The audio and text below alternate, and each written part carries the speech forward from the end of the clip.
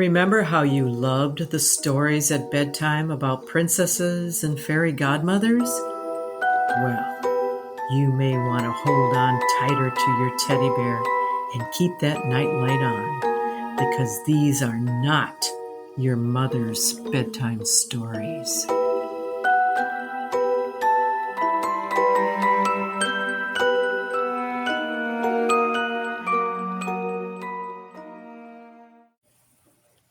Hey everyone, and welcome back to another episode of Not Your Mother's Bedtime Story.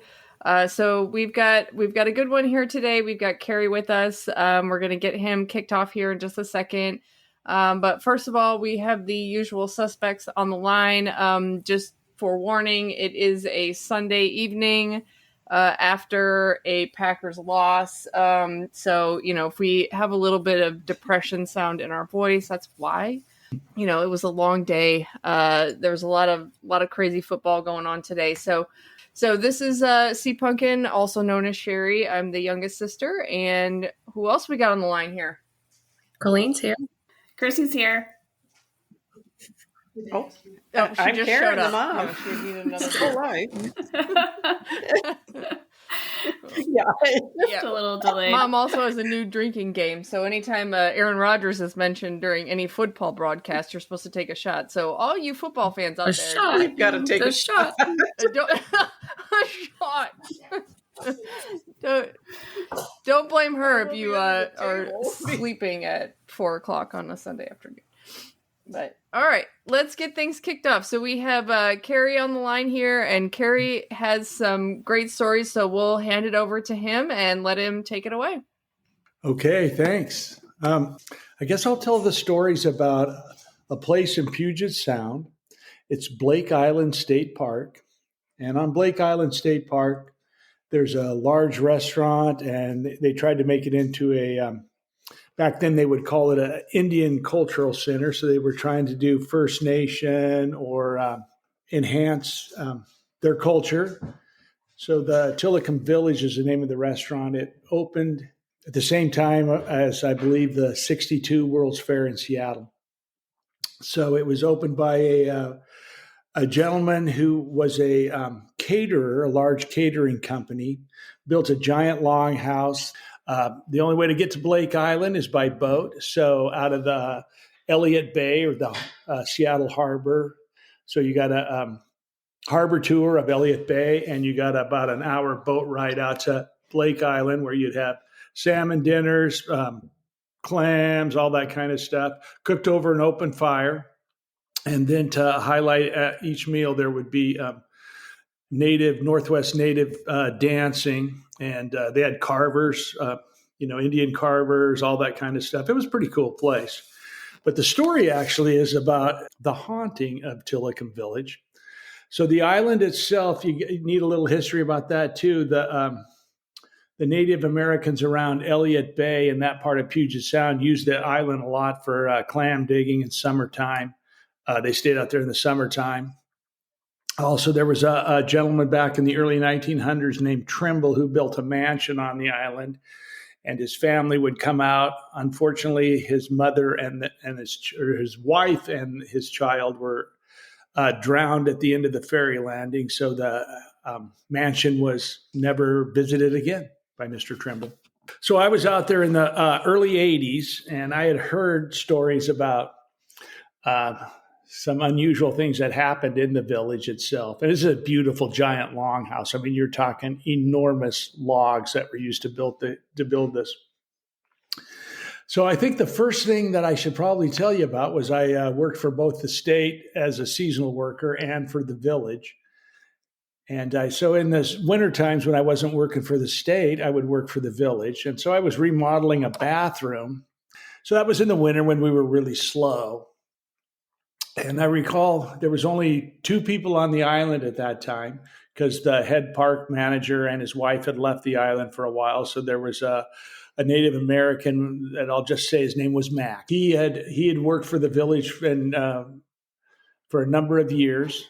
He did the salmon cooking. He did all the woodwork for cooking the salmon, which is the steaks and the cedar planking where they, stood it up and over the open fire. Anyway, I was working in the village one evening, and I could hear someone walking out on outside, and then I heard the door slam, and then the door that slammed was one of the doors that goes into the eating area, the actual restaurant itself. And so I walked out of the bathroom and I yelled to Max, because Max was the only person on there or on the island with me at the time.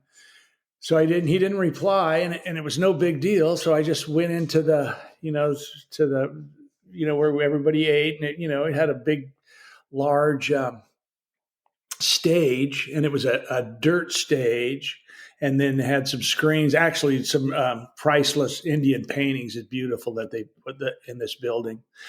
And as I opened the door, I could hear Max walking across the dirt stage and behind the screen back into where the folks changed, and there was some storage and everything.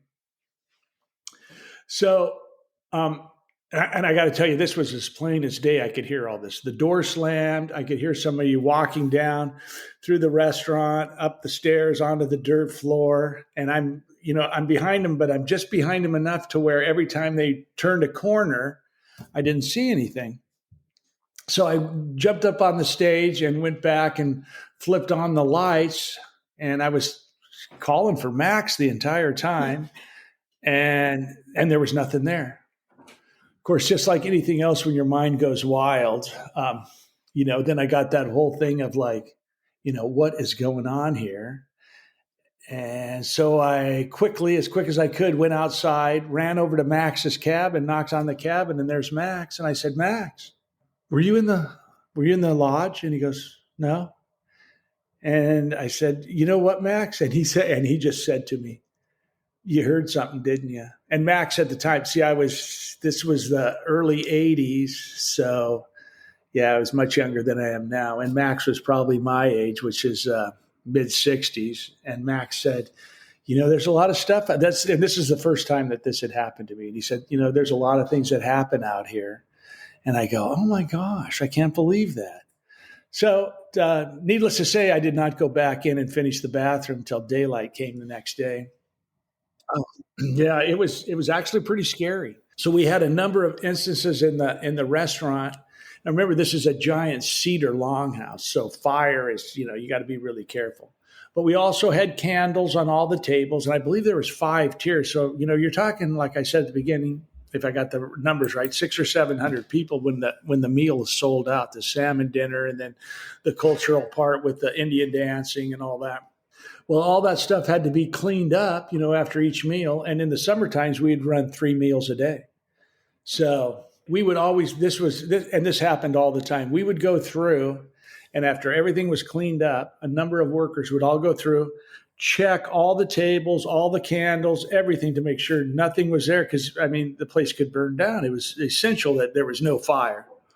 And we would go through, we'd have all the lights on. This is how eerie it was. We would go through and make sure every candle, and I'm talking 6 or 7 people going through on all these levels, all the candles are out. We'd turn the lights out to make sure, because, candles can smolder and then pop back up, those kinds of things. But we would make sure that all the candles were out, and we'd double check, and we'd turn the lights back on, and we'd go around doing work, and then we'd turn the lights off because everyone was going to leave. And we would talk about, this is really weird, because we would talk about leaving. And then we'd double check the candles. And you're talking probably, it's got to be 100 candles at least with all the tables or more, a lot of candles, in the red glass, that you see at restaurants. And then we would turn all the lights off, and then we'd go and just sit on the stage. And pretty soon all the candles would start lighting up, and we just sit there and go, back then I shouldn't say this, but man, we might have been drinking some beers while we watched this, because it was quite a sight to watch. Seriously. Didn't happen every night. I was going to say, this didn't happen every night, but you would wait for it. It happened. Oh, yeah, it was unbelievable. Coming. It was just the craziest thing you ever saw. And we would go, oh, there's one there. And then they'd start lighting up, and we'd all just go, man, this is so weird. So that was another instance that took place pretty regular.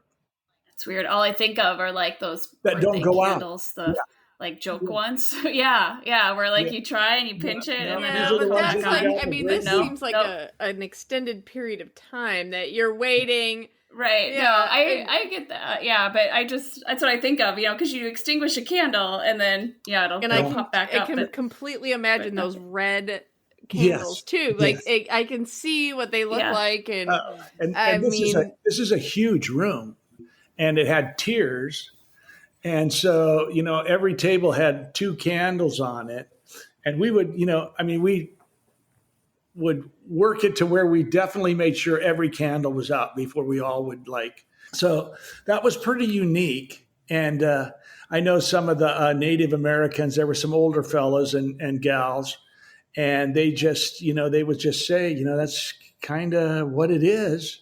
But there was a number of other things that happened. I had lived out there, and we had brought in some single wide trailers for workers to live. Because remember, you could only get there by boat, right? So when it's hectic and you're hauling supplies out, so that's from Seattle, that's an hour away. Anyway, there was a time I had started remodeling some of the residences. We had cabins and trailers both, and I had been working on one trailer, and then I was going to actually get to live in it. I was living in it, and it was the middle of the night, and I heard something, and I woke up, and it was one of those single wides, so the bedroom's clear in the back, then you have the hallway with the bathroom off, the kitchen, and like a living room.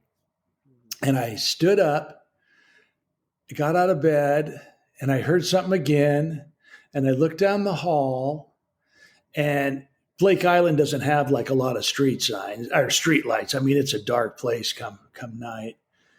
And I could see this weird shadow. And I thought, oh man,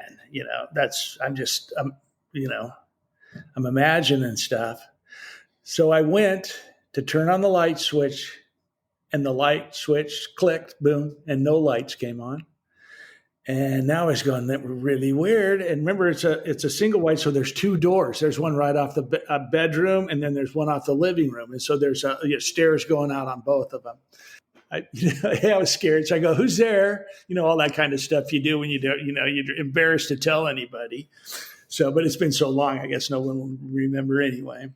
So then I grabbed the door handle to get out of the trailer, and it would not open. And so now I'm getting really nervous, and I hit the light switch again, no lights. And I try the doorknob again. And of course you're fiddling with it to think it's locked and all that kind of stuff, and I can't go out. And then, and this was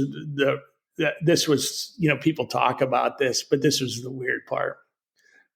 All of a sudden it got really cold in the trailer. And I don't mean like the wind blew through. I mean, like, it was an ice box. And I mean, and I'm standing, this is summertime, and I'm petrified right now. I try another light switch. None of the lights will come on. I can't open the door. There's something in this trailer with me. And I'll be honest with you. I screamed, and nothing against girls, because I love girls, but I screamed like a little girl. And I yelled at this thing to get out, and did the, oh my God, like help me, blah, blah, blah, all that stuff you do when you're in a panic. And I hit the light, and the light came on. And I just stood there, and the place was freezing cold. And I went to go get out of the trailer, and I grabbed the doorknob, and the door opened right up. And I walked right out, and I went over to some folks that I'd worked with, because I was pretty scared. Even back then, it was probably about 11 o'clock, midnight, something like that there. And their light was on. I knocked on the door, and they said, what are you doing? They go, it's like midnight. I go, you're not going to believe. So I told them the story. They sat there, and they were both like smiling at me. And I go, really, you guys? They go, no, we're going to tell you something that happened to us. And I go, what? And we would just get together, because in the place they lived, which was 100 yards away, maybe, they would go off to work, and which is, 2-minute walk to the restaurant in the Longhouse. And I would do my stuff. They would come back, and we made sure they locked the door, because this was so bizarre. you'd go back into their cabin, and their cabinets would be open. Toothpaste would be squirted all over the floor. Pots and pans would be pulled out. It was scary. And they had said a couple of times at night, some of that stuff when they would be in bed sleeping would start to happen, and they'd get up. And the clincher is the gentleman said, and I would try to turn the light on, and the lights wouldn't work. And I go, oh, you got to be kidding me. Anyway, so that was pretty unique. And so for over a year, then what we did is we just kind of watched. And they made sure that they would keep the doors locked. Because, sometimes, I prank people, but this was way beyond, especially when toothpaste or like your dish soap in the squeeze bottle would be all over the counter, that kind of stuff. So I also, like I said, I worked for the State Parks Department as a seasonal employee. And for most of the people who worked out there, they needed to stay. So we had a little cabin, kitchen, 2 single beds, and then the next room with a door was the bathroom. It had a shower and a toilet and that kind of stuff, and a sink. The kitchen was one of those like built in where you had the sink, the stove, and the refrigerator were all one unit, almost like a trailer, but it wasn't.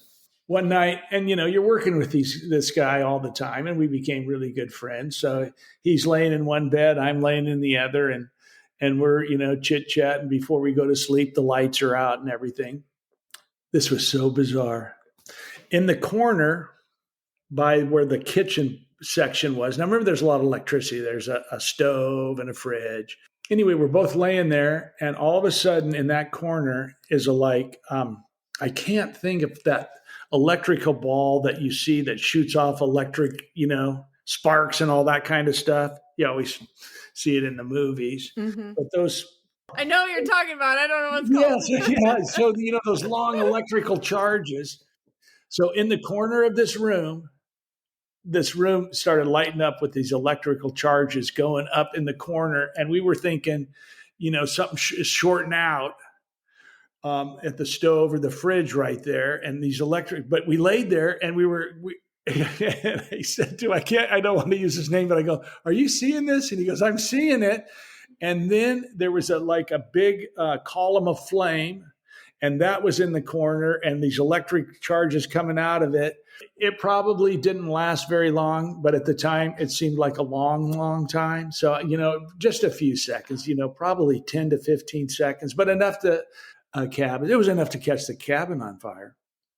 And then all of a sudden, poof, it was out. And we were both laying there, and he goes, come on, get out of here. And I go, yeah, I'm right behind you. So we raced down and got the park ranger, the head manager, woke him up, and he wasn't happy with that. We said, I'm not going to use names, but we were all really good friends. And he was laughing.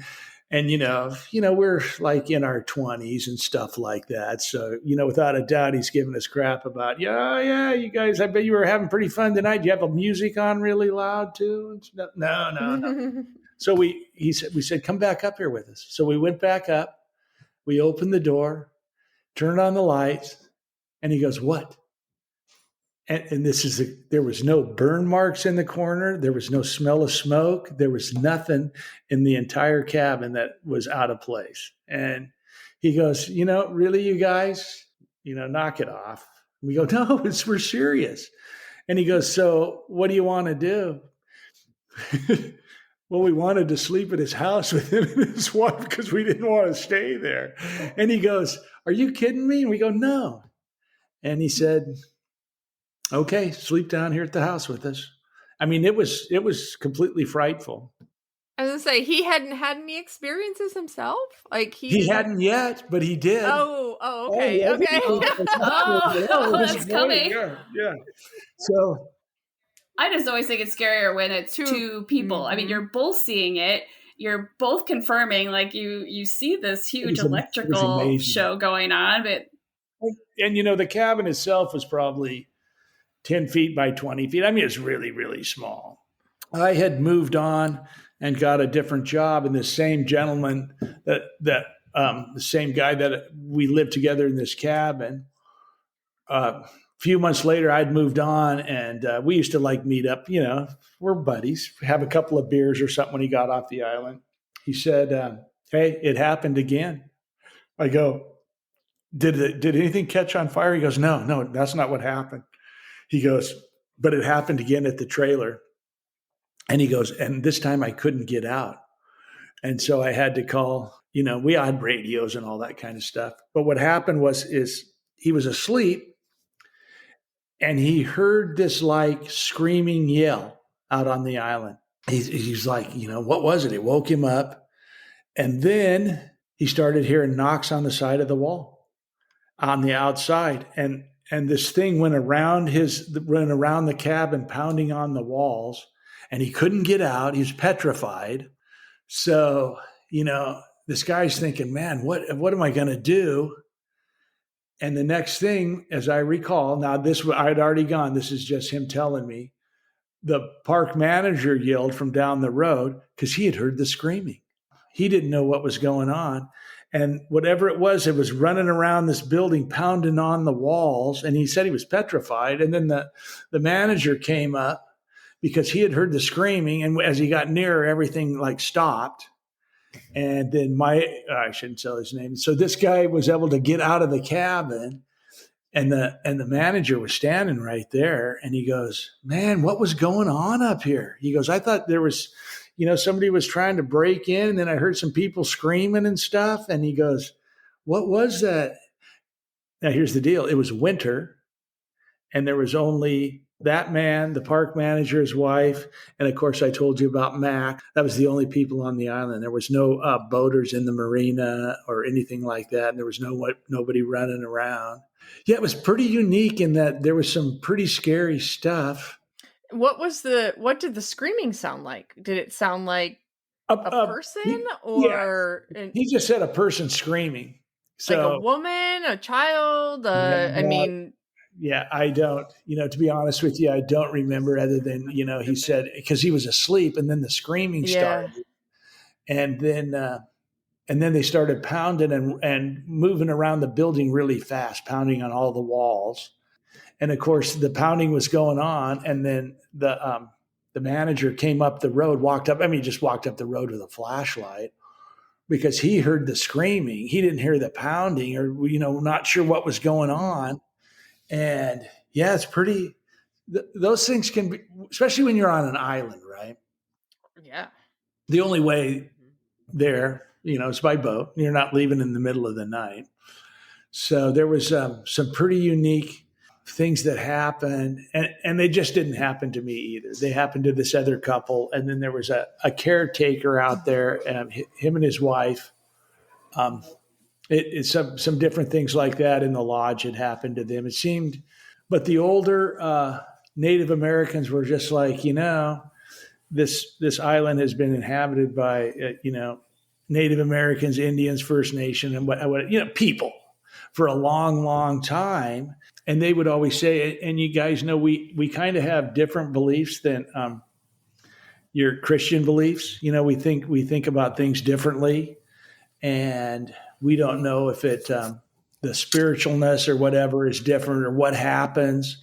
But apparently the Native Americans would also talk about Blake Island. And this is just word of mouth, what I was told, as they didn't think of it as a scary place. They thought of it as a special place. So a question to go back. So did Max ever, he seemed to be understanding, like, oh yeah, okay, you heard something, didn't you? You saw something, like, you said they thought of it as a special place, but did he ever elaborate on why or what it could be? And you mentioned at the very beginning about a man that had the mansion and he had his wife and child that were killed. Is there any connection? Like, is there more stories like that? Like, where, what was the story behind that? Like, was it accidental? Was there foul play involved? Like, is it, like, was it something supernatural? Like, was there anything more about that? Yeah, well, as listeners listen to this, because they could look it up, and I didn't, or re-look it up, I should say. But it was the Trimble family, and Mrs. Trimble and their child drove off the ferry landing, and they were unable to save him, and they drowned. So Mr. Trimble never went back to the island.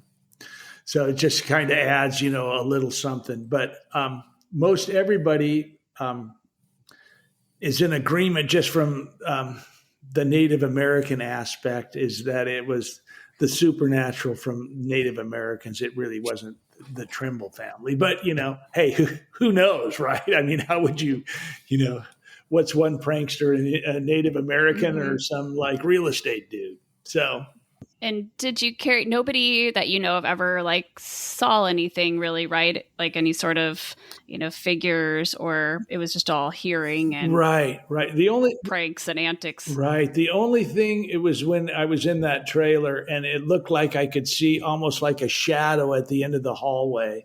And that's when I was like trying to get out the door as fast as I could. And I couldn't open the door and I couldn't budge it. The lights wouldn't come on. So it was dark, but even on a dark night, how you can like see stuff kind of darker than dark. Yeah. And so, no, not that I know of, but some of the folks don't talk about that stuff. Like Max would never elaborate.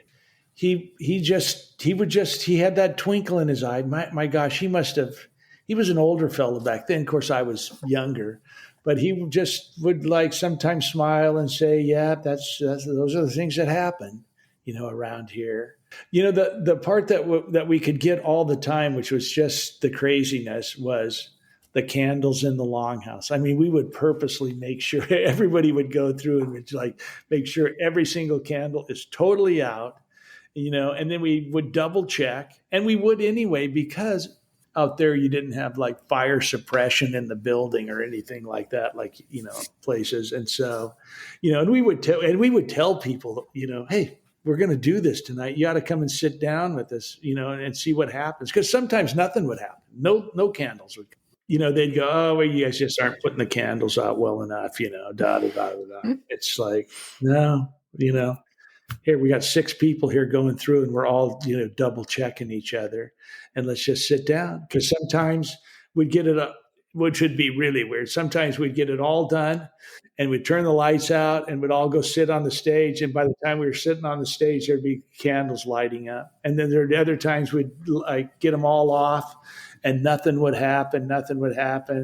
And then everybody go, well, nothing's going to happen tonight. And then, a while later, somebody would come and knock on the door and go, hey, you got to get down here. The candles are lighting. And it was just like, it was pretty wild. Was your entertainment when you're just there on the island and there's nothing else to do? Yeah. You just have to wait for them to turn on. Yeah. So there was just, I was going to ask, how could you leave if those candles were going off? Were you guys stuck there for the night? Well, no, so we all lived there. And so once we were going to close down the restaurant, we got everything closed down. You got to get the, stuff has to be cleaned and closed down. And, and then if nothing happened, we would leave because we'd go back to our cabins in the trailers or whatever. But, there's always, people staying up later than other people. We were all pretty, you get to be pretty tight knit when you live isolated like that, so, you never know. They could have been messing with us or, some of the kids or something, but. For sure. Well, and I was looking to see, it's still a state park today. Yep. It says there's actually 12 miles of hiking trails. I mean, it seems really, really neat, but I don't know if there's camping allowed, if they allow you to stay overnight or just day use. There's a campground. At least there was when I was there. So there was a campground on the West End, and hence we named it the West End Campground. People that work for the state are pretty, Anyway, so then we had the West End Campground, and then we had the main campground that was on the northeast side of the island, which was just off the marina. Yes, a unique place. But the park itself, I don't even know if Tillicum Village is still running, I imagine.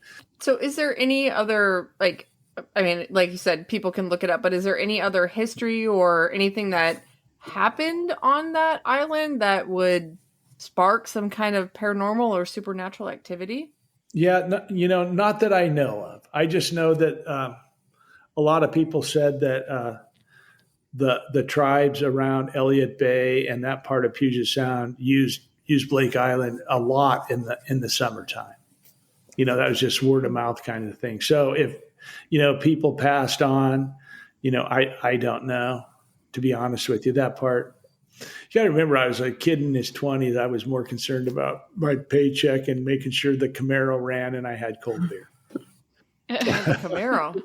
Lots of Ranier.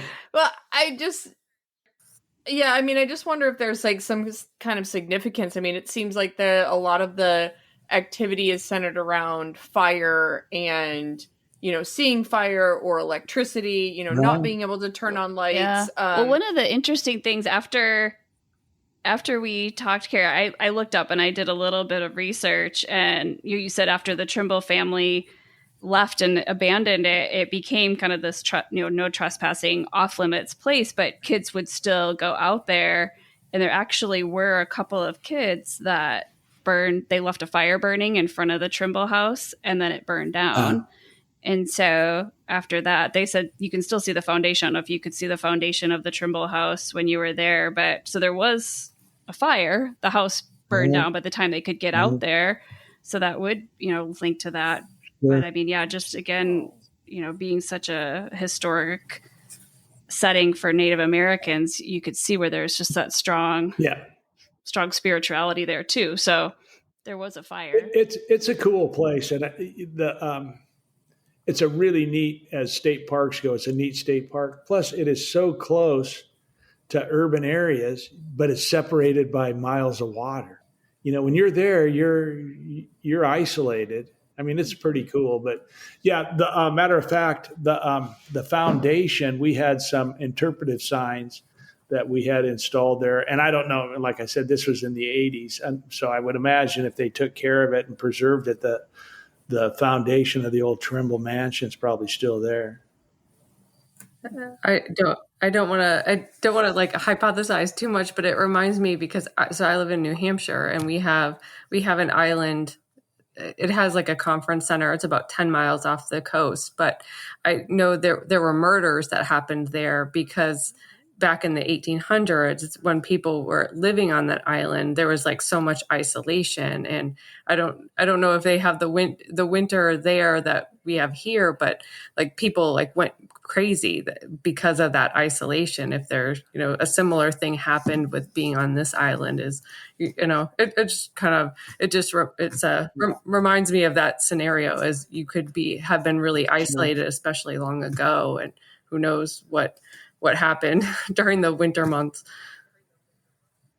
Yeah, I don't know. I'd sure like to add something to be a better storyteller, but I can only tell you, what happened to me and the folks I was with that related. And a lot of this, the relating the stories back and forth with us out there is because we were there and it would happen to somebody, and then we'd go, "Hey, did you guys hear anything last night, or was anything going on?" That kind of thing. And it got kind of scary once in a while. But I don't know, so I'm not going to like make up, something I wasn't privy to.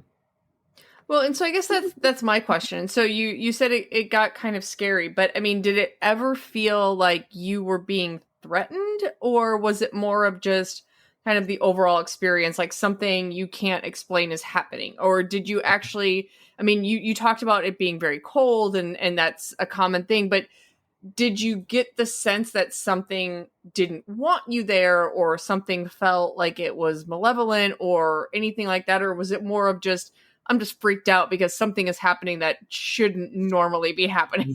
Right. Yeah. No, for me, the incident in the trailer with, the lights wouldn't work, the doors wouldn't open. Mm-hmm. That was scary. That was, like I said, I screamed like a little girl when I couldn't get out of the trailer.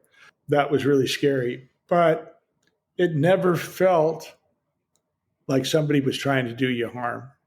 It was just stuff happened, and it was kind of like, man, just knock it off. The gentleman that had the pounding on the door, where he heard the screaming and woke up, and then the pounding on the door, and then all around the cabin, and then the park ranger came up because he had heard something, and then there was nothing there. He felt like he was threatened, because that's what he said to me. Wasn't just like somebody trying to scare him. It was like something was threatening, and he didn't know, he couldn't get out, and he didn't know what to do. And then the park ranger came up because he heard something going on.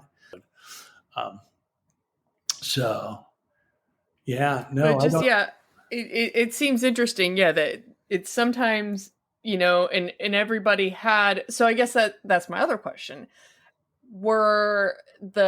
How long did you work there, and did other people that worked there seem to have short tenures or long tenures? I mean, did any of this actually scare them away, or was it just kind of, oh, this is just a quirky part of the job that everybody kind of deals with? And I don't know of anybody that was scared away. And I'm trying to think of the exact dates because I hadn't started working full time. I graduated from college in 1979. So I must have worked out there for about 3.5 years. The thing that was enticing for everybody who worked for the folks that ran the village was if you worked really hard, especially back then in the early 80s, you were paid really well. They paid you really well. But when you lived out there or when you were working, they also fed you. But no one that I know of ever got scared off because the folks treated you so well, and you made a really nice paycheck and a place to live. It was unique to see people scared. That's the part that was, because we were all there together, and then it would be off and on people coming and going. But it seemed like the real stuff that happened, other than the candles and some of that just weird stuff, it was in the winter when there was only a couple of us on the island. And so, then it got to be kind of a scary thing in the sense that, when I heard the people or the person walking through the restaurant in the longhouse and shut the door, and then, and I will tell you this, because I could hear him open and shut the door because they were swinging doors into the the eating area, and I was in like the public bathrooms there redoing the bathrooms, and I called out because I could hear him, and just as I got to the door, then I could hear him. Well, I could hear him before I could hear him go up the stairs, which was like four steps, and then hit the dirt floor. And I'm going to open up the door, and then I hear him walk behind the divider, so I can't see him. I yelled out and then walked over there. And at the time, I wasn't scared at all because I just figured I'd find Max behind the screens going behind the stage. Man, when there was nobody there, that was scary. And so it also seems to be like, did you ever hear about any guests that had any experiences, or was it only the workers or people that were living there or staying there? Yeah, no, I never did hear about the guests or about the boaters that came in, because it's a popular place. There's a lot of yachting people in Puget Sound, and Blake Island is one of those places where it's near enough to Seattle. If you got yourself a boat, it's a cool place to go to. No, never did. And I guess other than us together, we never really talked about it to a lot of people because, I'm talking to you right now and I sound crazy. I mean, I get it. It's not like I sound not at all. I'm saying like this is par for the course. Yeah. We don't think this is crazy at all. Yeah. I mean, I wouldn't be asking all these questions if I wasn't like. The fun part about the whole thing is, remember that this island's in Puget Sound, and so when it gets stormy in the winter, that's wind and rain and snow and everything coming either out of the north right down Puget Sound or out of the south past Vashon Island and stuff. And yeah, it can be pretty neat out there. Sounds like a good setting for a novel or something. Oh, it would be one of those really good like murder mystery things. And does it have a lighthouse? Does this island? It does not. It does not have a lighthouse. I mean, I haven't been out there for, decades, but it'd be fun to go sit around out there and see what's going on. So I think I know where I'm going on my next vacation. Well, so much stuff has changed. Yeah, I would just be like curious to know more about, what, past. who is haunting that place. What kind of things. I mean, we talked about one tragedy that occurred there, but what other things have taken place that would spark these kinds of, no pun intended, or maybe right. Spark these kinds of activities that are happening around the island. And it could very well be with the length of time that Native Americans have been in Puget Sound. There might be a real connection that I don't know about, and it might be really easy to find out. I don't know. I didn't. Cool. Well, thanks, Kary. This was a good one. It was worth the wait. Worth waiting through all the technical difficulties to hear. Figured it Glad we out. stuck with it. Figured it out. Yeah. Thank you. So, I wish I had more. I wish I could say there was a graveyard out there, and the crazy. Kary, you holding back? There was a graveyard out there? What? I don't think there has to be. You didn't talk about the skull you found underneath your trailer? Oh man! I know. I'm sure there's probably native remains there. Like you said, if they use that frequently, they're probably there. Yeah, I wouldn't be surprised. Yeah. Well, I guess that's all for now. So if nobody has anything else to say, take it away, Mom.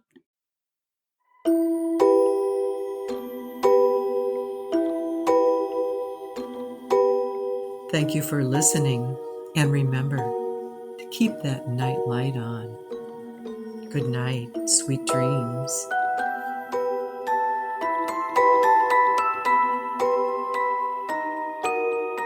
If you have a story to share, please send it to notyourmothersbedtimestory@gmail.com. Follow us on Instagram and Facebook at notyourmothersbedtimestory. And please help us grow by following us on your favorite podcast platform, leaving us a positive review, and telling a friend. Thank you for your support.